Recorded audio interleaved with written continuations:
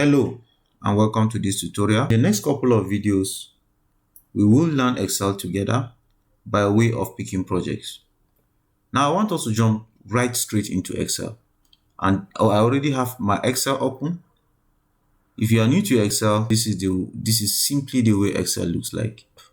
We have the file, the home button, insert, page layout, formulas, data, review, view, developer, and others. Now, another way to work with Excel, if you don't have Excel installed on your system, you don't have anything to worry about. You simply need to go to your browser. If you can follow me, let me go to my browser. On my browser, I'll simply type office.com.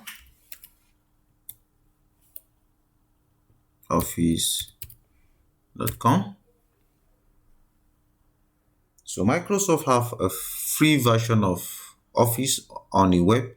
You simply need to visit office.com, and on office.com you can either sign in if you already have a Microsoft account, or you actually sign up for free. If you click on sign up for free, it will give you all the various options for you to create an account. I already have an account with Microsoft, so I do not have to sign up again. What I simply need to do is to go back to sign in and then put in all my details. So I want you to go through the process. Sign up if you do not have a Microsoft account, or sign into office.com if you already have a Microsoft account.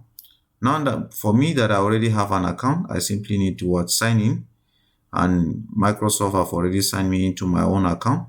So what I simply need to do is just to click on Excel. And having clicked on Excel, you see that Excel will come up. And now that Excel have come up, let me click on blank workbook so that we start everything from the scratch. Yes, the Excel interface is loading.